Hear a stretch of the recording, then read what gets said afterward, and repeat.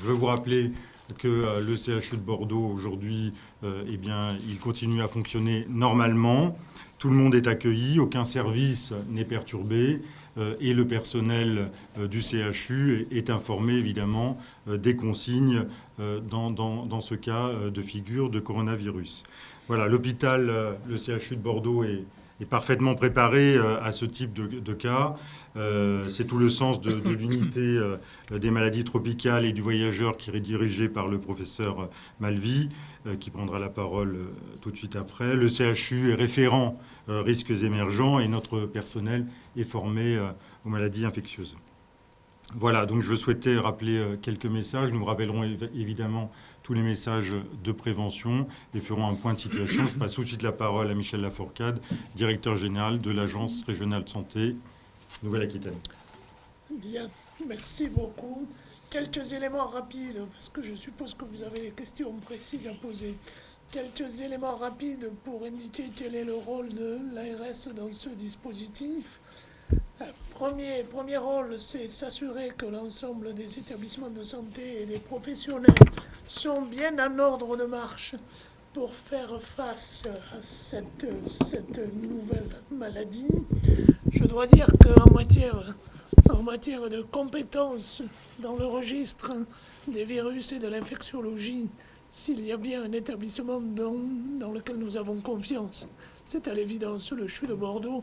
Et je voudrais très sincèrement saluer le partenariat, en particulier conjoncturel, mais plus globalement, mais le partenariat conjoncturel qui est le nôtre depuis vendredi. Nous avons là aussi des contacts quotidiens, une cellule de crise est en place, bien évidemment, à l'ARS, se réunit depuis vendredi, week-end compris, cela va de soi, matin et soir. Notre rôle, une fois que des cas ont été détectés, va consister avec Santé publique France et avec ses représentants locaux à catégoriser les cas contacts qui ont pu croiser donc une personne concernée. Une fois que ces cas contacts ont été catégorisés, de négligeable à modéré, voire plus, passant par la situation intermédiaire, eh bien, nous allons demander aux cas contacts qui font l'objet d'un suivi permanent d'adapter leur comportement à la catégorie qui est la leur. Tout ceci à partir de critères très précis et objectifs. Combien de fois ont-ils croisé la personne concernée, à quelle distance, dans quel type de situation.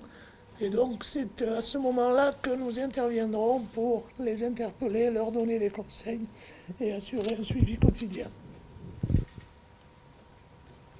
Merci Michel. Je passe la parole au professeur Denis Malvy, qui est chef du service de l'unité maladies tropicales et du voyageur.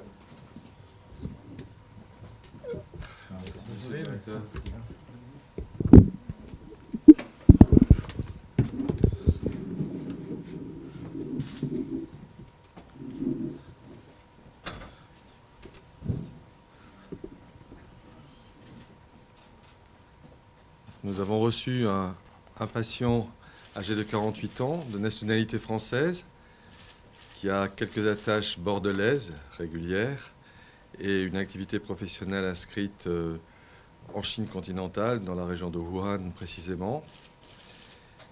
Après un voyage qui, via Shanghai et l'aéroport Charles de Gaulle, l'a amené à Bordeaux et qui avait consulté extrêmement rapidement dans les heures qui ont suivi son arrivée sur le territoire français et donc à Bordeaux, dans la mesure où il avait vraisemblablement perçu que sa présentation clinique, il était fébrile et il toussait, pouvait rendre compte de l'infection par le nouveau coronavirus qui émergeait dans la région chinoise en question.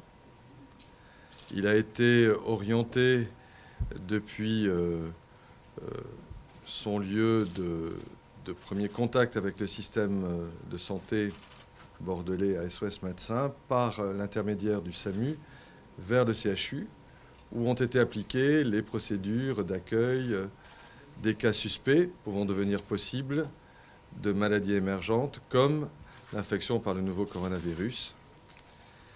À cet effet, nous l'avons reçu dans une chambre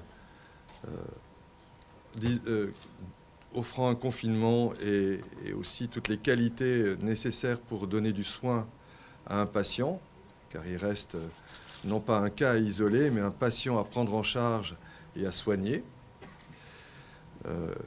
Des procédures de diagnostic virologique ont été appliquées. Les échantillons idoines ont été adressés à l'Institut Pasteur de Paris et ont confirmé l'infection par le nouveau coronavirus. Le patient se présentait avec la forme habituellement rapportée d'ailleurs dans la presse, somme toute en train de devenir classique, c'est-à-dire une toux intense, soutenue, permanente, empêchante, associée à de la fatigue et complétée par de la fièvre. Notre équipe de concert avec le périmètre et l'ensemble de l'équipe du service de médecine intensive et réanimation lui a prodigué ce que l'on appelle des soins de support, c'est-à-dire maîtriser le signe le plus invalidant à son endroit, qui est la fièvre. Il avait une fièvre élevée, il a donc reçu des antipyrétiques et des soins de support généraux visant le maintien de son confort et en même temps le soutien éventuel à toute défaillance vitale ou systémique que l'on peut rencontrer dans les infections virales que l'on ne connaît pas et qui peuvent être sévères. Sa présentation inaugurale était celle d'un état stable. Tout au cours de son hospitalisation, il a continué à présenter les signes caractéristiques déjà présents à son admission, c'est-à-dire de la fièvre et une toux intense, inconfortable à cause de son côté permanent et de son caractère handicapant au niveau de la respiration et de la qualité du sommeil. Cet état est resté conforme à travers les jours et les heures qui nous amènent au jour d'aujourd'hui. Et je puis confirmer devant vous que son état est parfaitement stable, que nous continuons à le prendre en charge, à l'observer, à le surveiller sur le plan clinique, sur le plan biologique, sur le plan radiologique, et que nous l'accompagnerons, nous l'escomptons, jusqu'à l'issue de la résolution de cette présentation aiguë et jusqu'au moment où la recherche du virus au niveau des excrétas, c'est-à-dire au niveau des fosses nasales et pharyngées qui ont permis le diagnostic et qui font l'objet de la surveillance, seront rendues d'une manière pérenne négative. Merci, professeur Malvy. Je vais passer la parole au professeur Xavier Combe, qui est chef du service SAMU-SMUR, parce que vous savez, le centre 15 est très sollicité en ce moment. Oui, donc le centre 15 est au cœur du système pour la prise en charge initiale et surtout le dépistage, le repérage des patients qui présenteraient un cas possible, suspect. C'est ce qui s'est passé pour le patient hospitalisé en fin de semaine dernière. Après un appel au centre 15, en lien avec nos collègues d'infectiologie, le cas a été considéré comme possible. Dans ce cadre-là, une équipe du SAMU part le chercher dans une ambulance dédiée. Les personnels sont entraînés à s'habiller pour se protéger et le ramènent, pas par les urgences bien évidemment, mais par un circuit direct dans la chambre qu'a détaillé le professeur Malvy pour que les prélèvements aient lieu. Nous sommes, comme tous les SAMU en France, entraînés à ce genre de choses. Ce n'est pas la première fois qu'on a en France affaire à une menace virale, donc les personnels sont entraînés notamment à s'habiller, à se protéger et à pouvoir aller chercher des patients suspects. C'est vrai que depuis l'information vendredi dernier donc de 3 cas avérés, le nombre d'appels au centre 15 a considérablement augmenté en lien avec une inquiétude, parfois justifiée, parfois non. Ce qui est certain, c'est que le message pour les personnes qui reviennent de Chine et qui pensent présenter des signes compatibles avec une infection de la fièvre, de la toux ou quelques signes cliniques que ce soit, il ne faut pas aller chez son médecin, bien évidemment. Il ne faut pas aller dans un endroit public, dans un service d'urgence, parce que si la maladie est avérée, elle est contagieuse, donc il faut rester chez soi et appeler le 15. Et là, il y a un médecin du 15 en lien avec un médecin d'infectiologie qui va classer le cas. Et si le cas est possible, on ira chercher le patient, on l'amènera directement dans un service qui est équipé et qui est dédié. Pour les autres patients qui s'inquiètent parfois de manière non rationnelle, hein, il y a eu beaucoup d'inquiétudes dès qu'on a affaire à quelqu'un qui a croisé quelqu'un ou qui a acheté quelque chose qui viendrait d'Asie. On a des nombreux appels, c'est une conséquence. Donc au niveau du centre 15, on a augmenté les moyens pour répondre. Et donc on fait face à une augmentation d'appels. On a habituellement environ 1000 patients qui appellent tous les jours. Là, on a une augmentation de 10% d'activité. Mais pour l'instant, elle est parfaitement gérée au niveau du SAMU. Merci, professeur Combe. Je vous laisse la parole, mesdames et messieurs. Si vous voulez poser des questions, vous allez répondre. Peut-être une question concernant l'état de santé du patient. Donc un état stable, est-ce que pour autant un état stable veut dire un état rassurant? Parce qu'une poursuite de la fièvre, de la toux, etc., est-ce que c'est une situation à laquelle vous vous attendiez, qui est conforme à ce qu'on peut attendre en tout cas? Nous sommes dans une situation où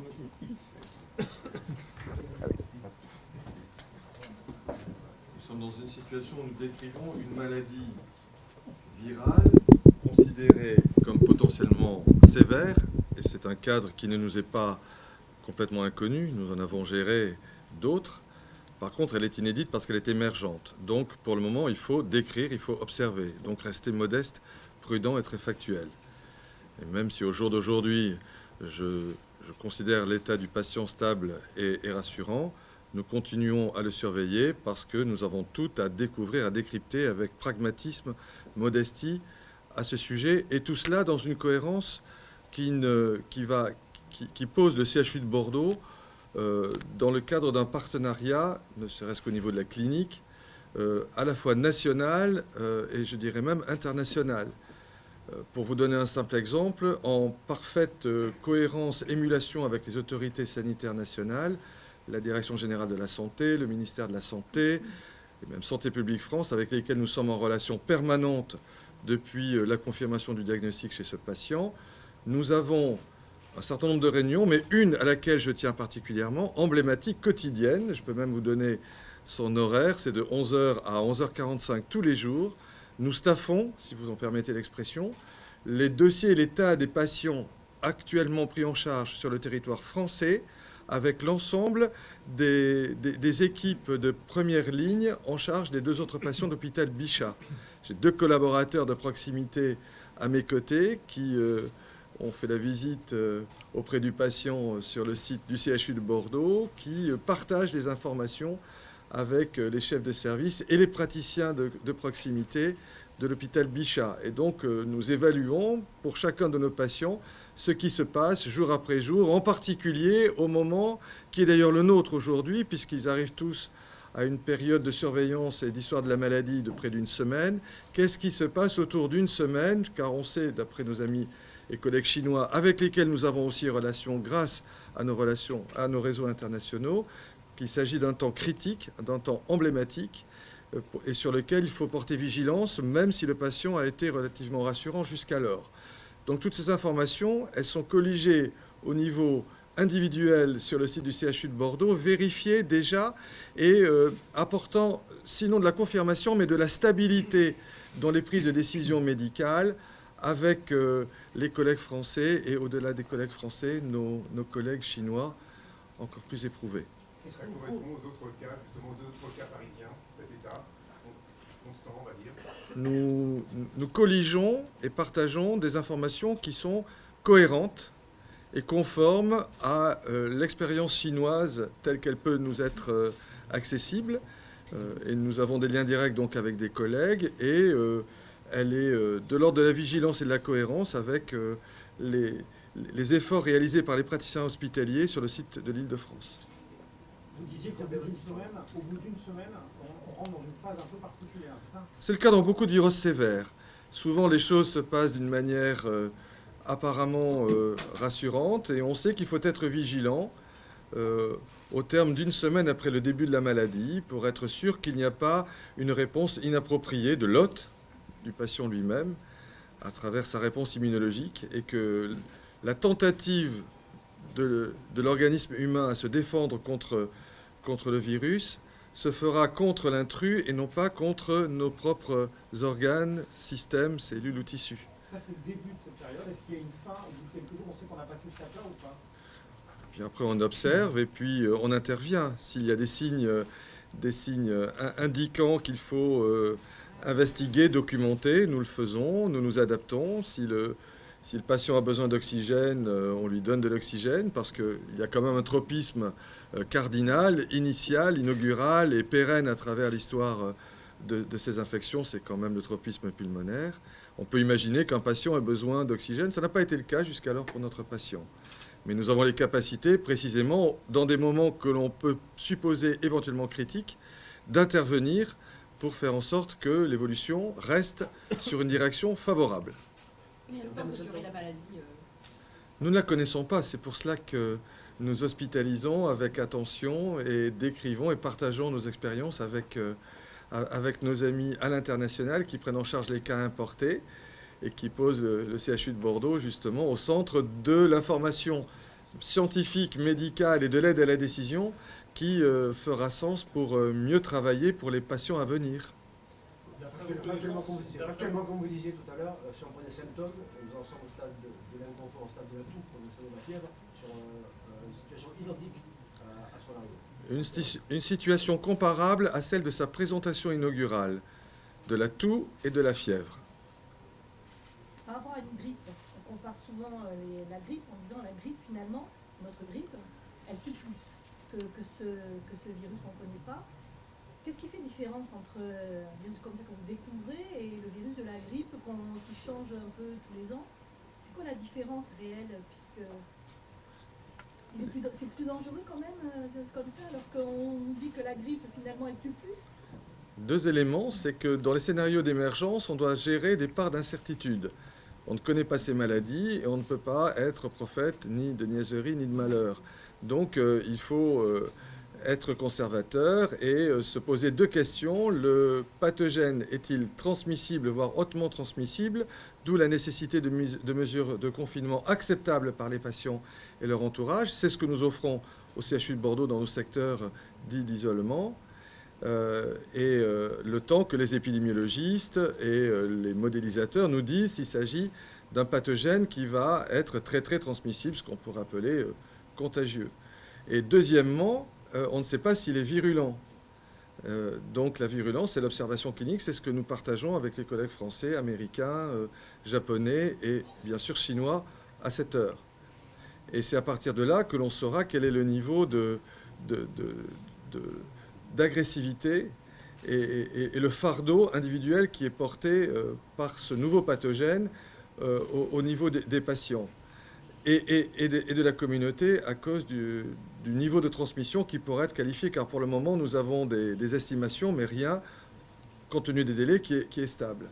Et puis le deuxième point, en effet, et la comparaison avec la grippe saisonnière que vous faites, madame, il est tout à fait pertinent. C'est la perception des populations vis-à-vis de l'aversion du risque épidémique. La grippe, de manière tout à fait inappropriée, a trop bonne presse vis-à-vis de la population. Quand on voit le niveau de couverture vaccinale contre la grippe, c'est malheureusement un signe qui n'est pas rassurant et qui est très désobligeant. Pour se protéger contre une maladie virale avec une propension de transmission élevée, il n'y a aucun outil qui, individuellement, fasse l'affaire. C'est comme dans une réponse. Il faut que, dans une réponse, tous les partenaires soient en phase. Pour se protéger contre une maladie virale transmissible, il faut associer les mesures barrières, le port de masque lorsqu'on tousse, mais pas lorsqu'on ne tousse pas, sauf à dévaliser de manière inappropriée les pharmacies, se laver les mains régulièrement, se déclarer auprès du système de santé pour ne pas perdre de chance si la maladie est agressive, et avoir accès à des médicaments antiviraux lorsqu'ils sont éprouvés si l'on est malade, et enfin, lorsqu'on dispose d'un vaccin, se faire vacciner.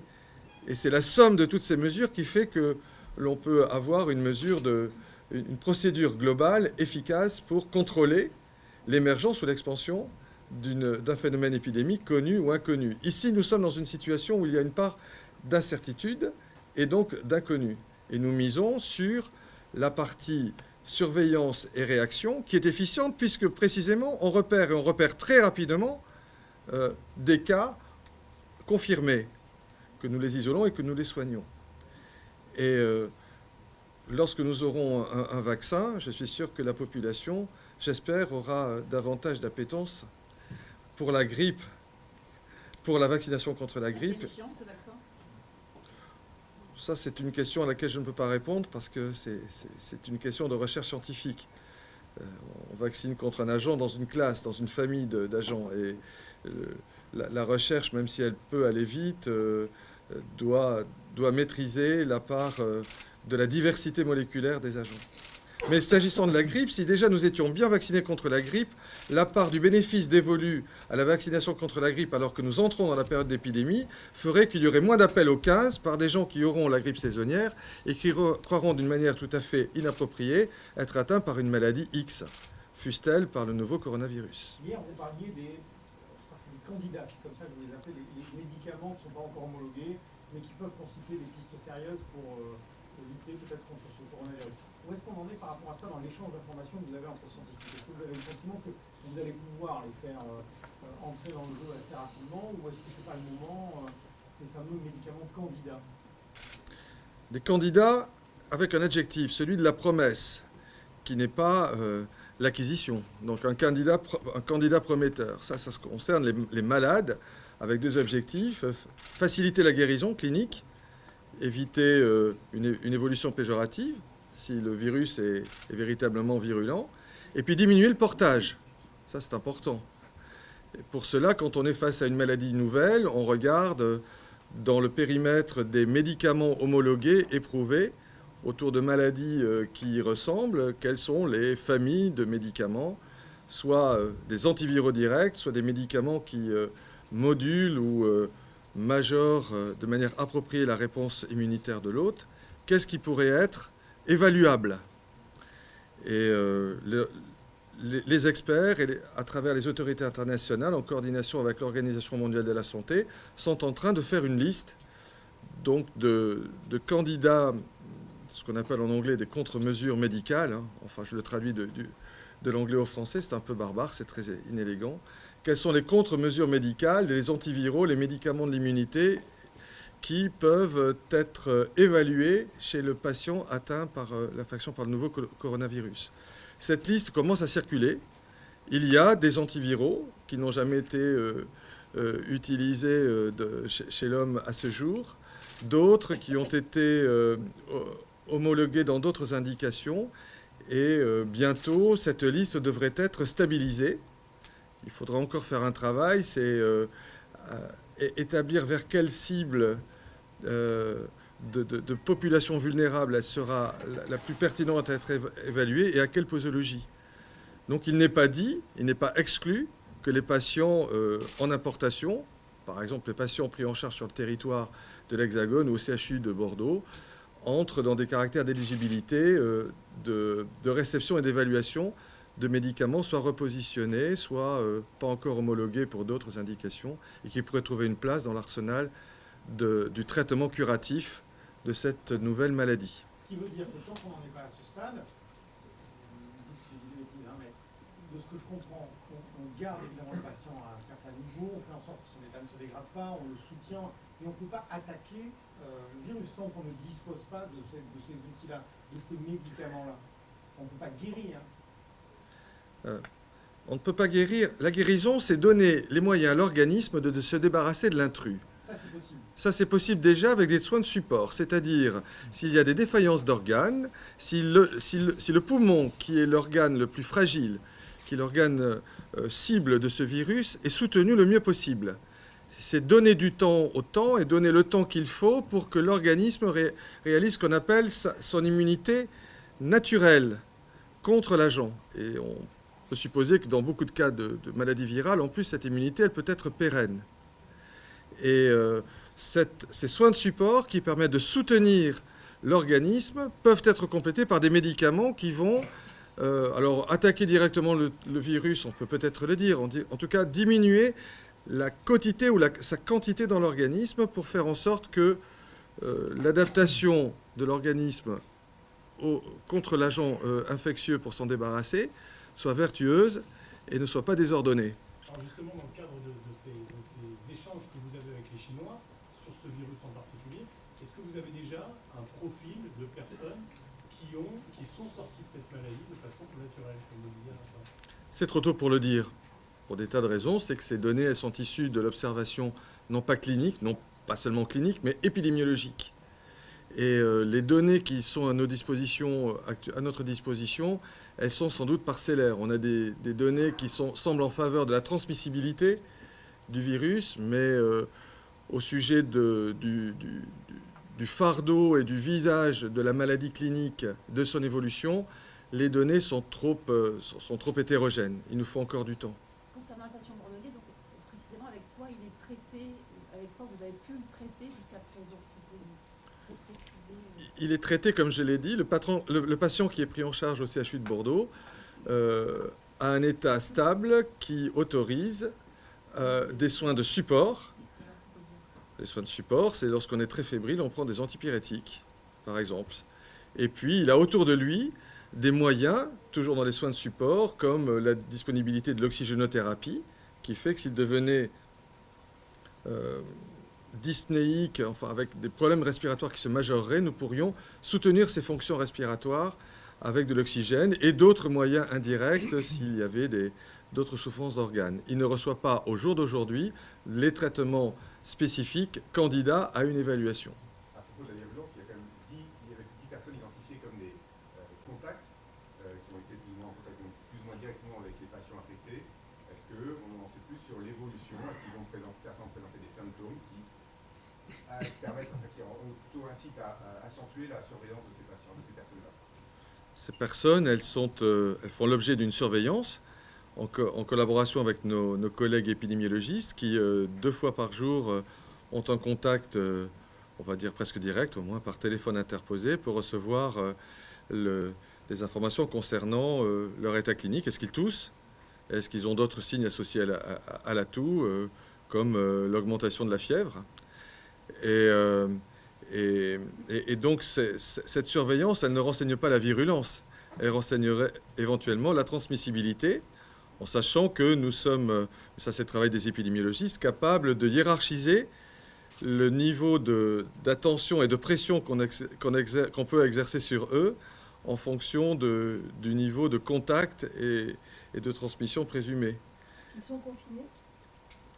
Ces 10 personnes, on les a confinés, on les a mis en quarantaine ou on les laisse vivre leur vie La question, c'est finalement, est-ce qu'ils sont contagieux si jamais on est porteur du virus avant la présentation des symptômes, ou est-ce que finalement c'est la présentation des symptômes qui est ainsi début La transmissibilité, elle n'est pas encore prouvée. Elle est toujours possible. Elle sera issue de l'observation des très très grandes séries des patients et de leurs contacts tels qu'il faut que les autorités internationales mettent en place en aidant nos collègues chinois et les équipes chinoises sur place. Là, les patients, les personnes contacts, ce ne sont pas des patients, les personnes contacts qui sont identifiées et surveillées en France sont invitées, pour certaines, à ce qu'on appelle un confinement, mais il faut être mesuré. Ça ne veut pas dire on n'est pas mis au secret. On est, en tout cas, ce ne serait pas choquant que des personnes avec un niveau de contact élevé soient invitées à bénéficier d'un congé maladie pour interrompre à titre provisoire leur activité professionnelle.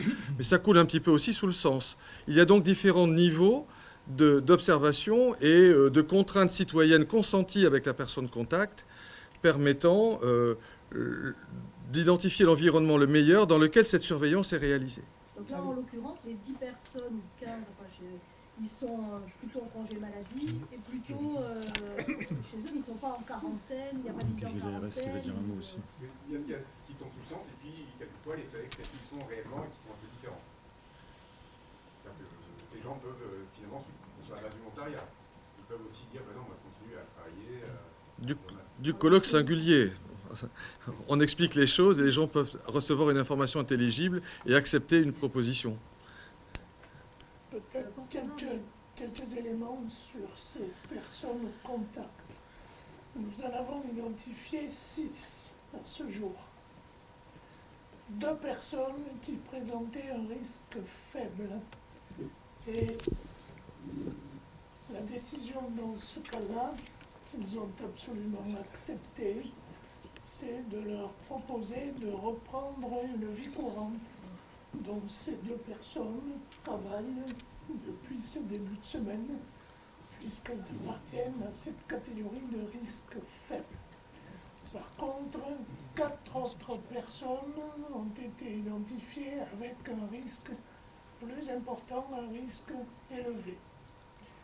Il s'agit en l'espèce de 2 mères de famille qui amenaient leurs 2 enfants en bas âge et qui se trouvaient dans le cabinet de consultation de SOS Médecins.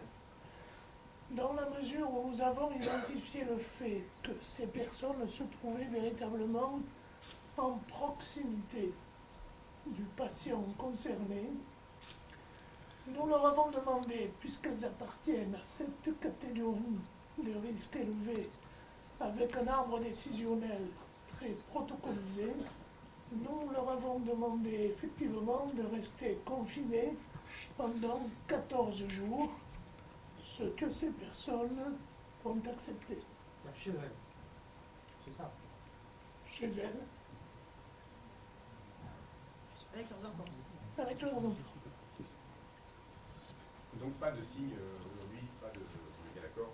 Comme vous l'avez Donc les tout à 4 fait, les 2 Je me mamans sens et les 2 prudent là, je suis enfants. quand même les avec 2 mamans et les 2 enfants, comme vous l'avez entendu et comme ça a été redit, elles font l'objet donc d'une intervention téléphonique 2 fois par jour pour s'assurer de leur suivi. Est-ce qu'il y a d'autres personnes qui ont été accueillies dans votre service et qui sont suspectes ou pour l'instant il n'y en a pas eu Est-ce qu'il y a eu d'autres tests pratiqués qui Oui, des oui, personnes oui. qui auraient été finalement qui auraient pu repartir avec des tests négatifs? qui sont en examen ou en situation. Il n'y a pas de personnes chez lesquelles des tests auraient été pratiqués et rendus négatifs et qui aient été invités à quitter notre établissement au jour d'aujourd'hui. Ah, c'est-à-dire qu'il peut y avoir des tests négatifs, mais on les garde quand même en observation. Non, je n'ai pas dit ça, non. Essayez de comprendre. En tout cas, nous sommes tout à fait à même, disposés, mobilisés, équipés pour accueillir ce que vous appelez des cas possibles, et chez lesquels la procédure de diagnostic virologique sera appliquée et rendue négative, c'est-à-dire que le diagnostic sera exclu. Vous en avez Zéro. accueilli beaucoup. Est-ce qu'aujourd'hui vous avez des cas suspects dans le D'abord, service? Pas au jour d'aujourd'hui. Est-ce que vous en avez accueilli un certain nombre de cas suspects? Est-ce que vous en avez écarté beaucoup? Est-ce que vous en avez, je sais pas comment dire, examiné un certain beaucoup depuis vendredi? Ou depuis ces derniers jours? Nous sommes beaucoup sollicités Ouais.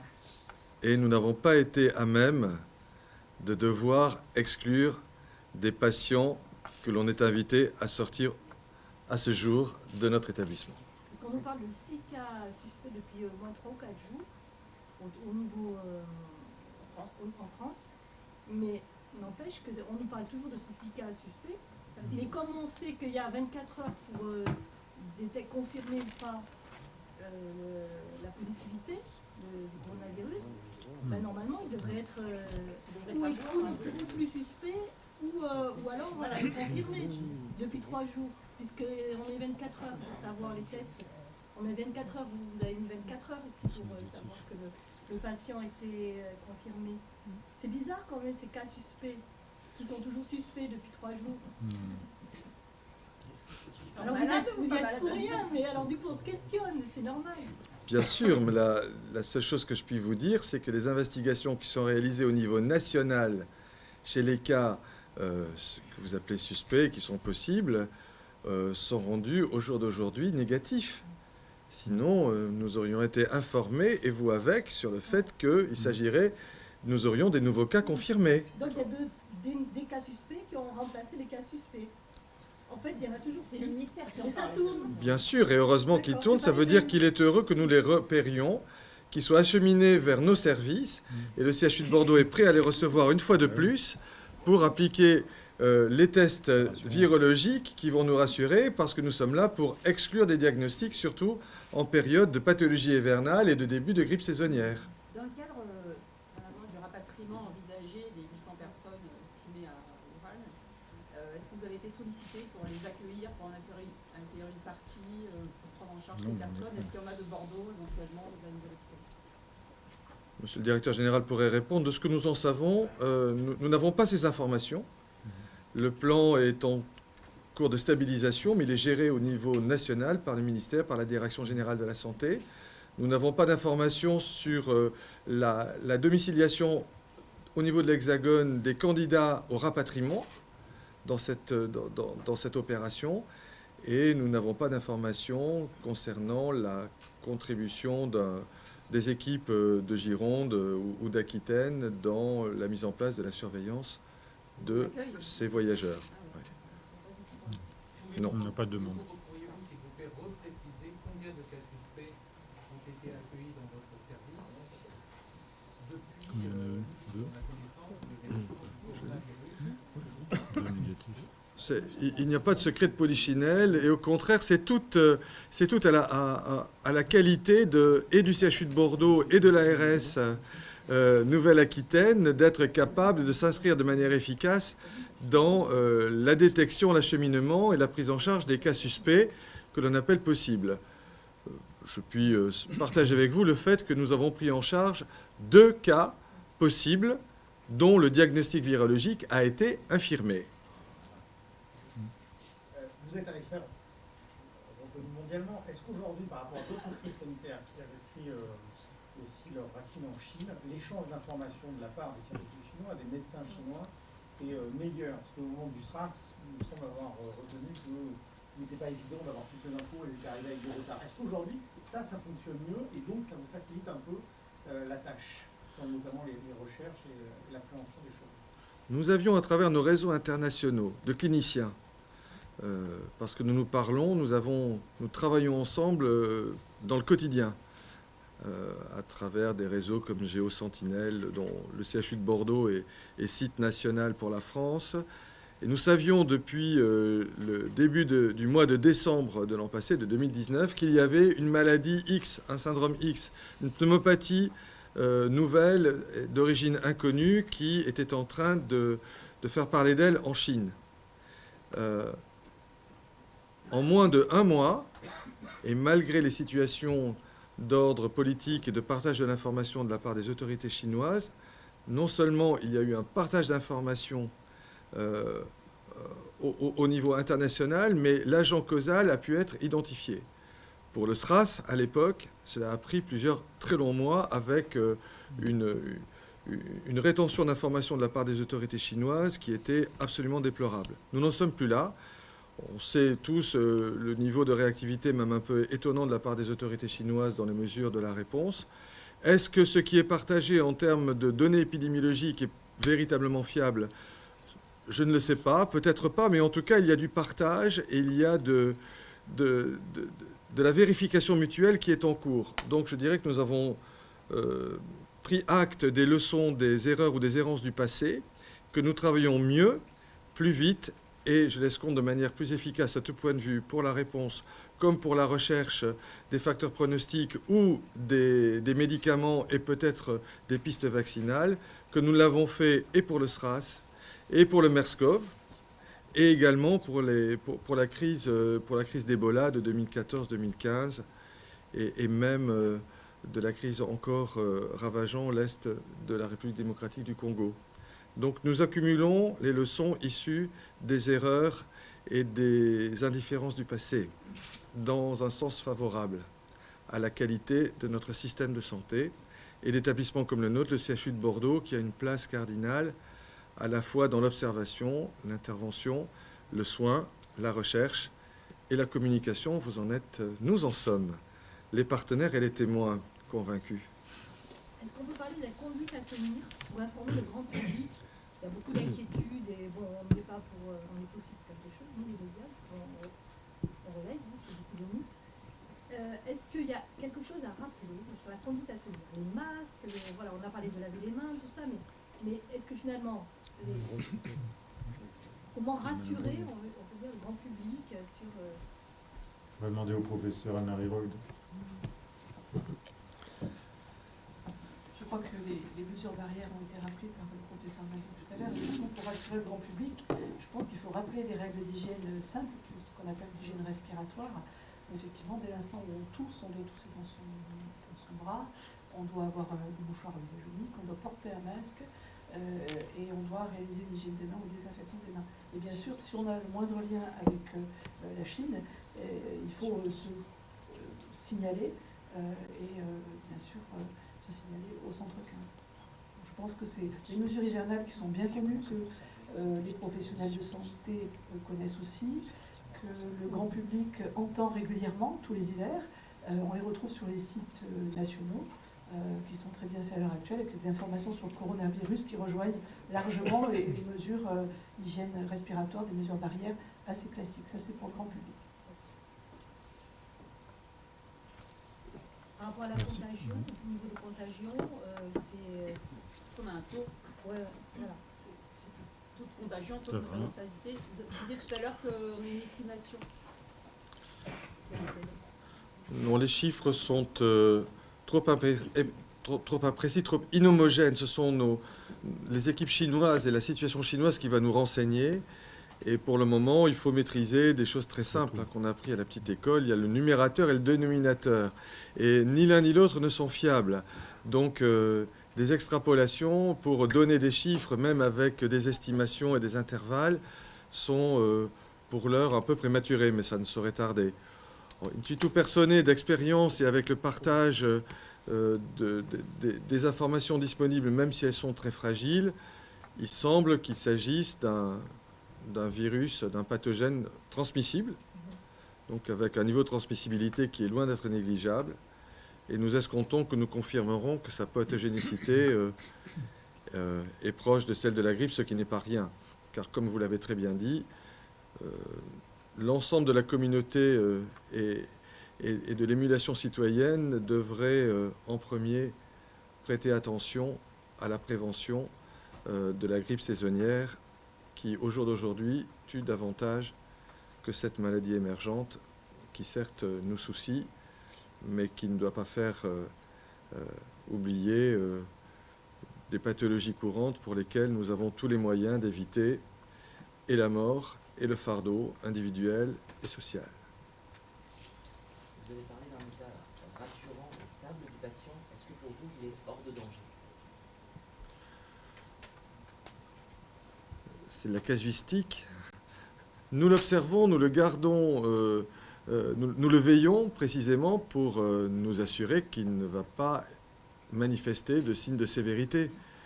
Donc, au jour d'aujourd'hui, nous surveillons le portage du virus et nous continuons à le surveiller parce que c'est une maladie nouvelle pour faire en sorte que la présentation rassurante de ce jour soit stabilisée, on va dire, pour les 4 jours à venir. D'ici 4 jours, nous serons à 2 semaines. À 2 semaines depuis le début des signes. Donc théoriquement, et pour une infection naturelle associée à une résolution, nous lui souhaitons d'évoluer vers la guérison clinique et avec le contrôle du portage du pathogène. 2 semaines, c'est un cap. C'est ça que vous êtes en train de dire. 1 semaine était un cap critique que nos amis chinois nous ont demandé de considérer. Nous sommes en train de passer ce cap-là. Les 4 jours qui viendront nous diront où est-ce que nous en sommes, en sachant que la stabilité de l'état du patient n'est pas un facteur ou un critère d'alarme à cette heure. Merci beaucoup, mesdames et messieurs. Merci à toutes et tous, aux équipes du CHU de Bordeaux. Et nous referons un point régulièrement. À très bientôt. Vous sollicitez pour des interviews.